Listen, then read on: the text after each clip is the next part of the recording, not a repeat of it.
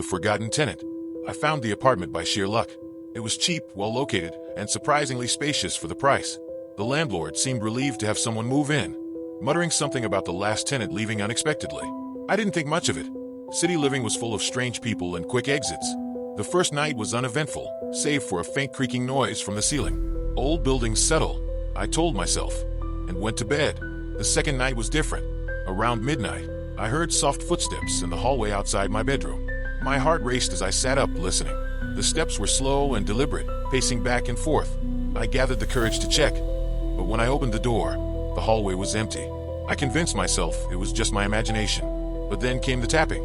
It started faintly, a rhythmic knock coming from the far corner of the ceiling. I stood frozen, staring at the spot.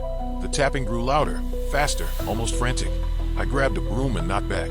It stopped. For a moment, the silence was almost worse. And then it answered. 3 slow taps. I barely slept that night. The next day, I asked the landlord if there was an attic or pipes that could explain the noise. He looked at me with a pale, strained expression. "There's no attic," he said quickly. "Just the roof. Maybe it's the wind." But the way his hands trembled told me he wasn't convinced. That evening, I decided to investigate.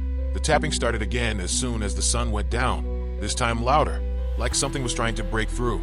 I climbed onto a chair, flashlight in hand, and aimed it at the corner.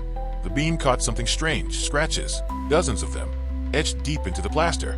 And then, from behind the wall, came a voice. "Help me." I stumbled off the chair, the flashlight falling from my grip. The voice was faint but unmistakable, hoarse, desperate. "Help me," it repeated, louder this time. I bolted from the room, locking myself in the bathroom. As I tried to calm down, I noticed something chilling. The mirror was fogging up, even though there was no steam. Slowly, words began to appear, traced as if by an unseen hand. "It's not me." Before I could process what it meant, the light flickered, and the bathroom door rattled violently. I backed into the corner, my breath shallow, as the door burst open. No one was there. I didn't sleep at all that night, and by morning, I had decided to leave. I didn't care about the deposit or my belongings. I just wanted out. But as I packed my things, I found something that made my blood run cold. In the closet, where I kept my jackets, hung a single, tattered coat that wasn't mine. Stuffed into its pocket was a crumpled note, written in frantic, shaky handwriting. "If you hear it, don't answer. If you see it, don't look. It wants you next." I didn't stay to find out what it was. Weeks later, I drove past the building, unable to resist the urge to check.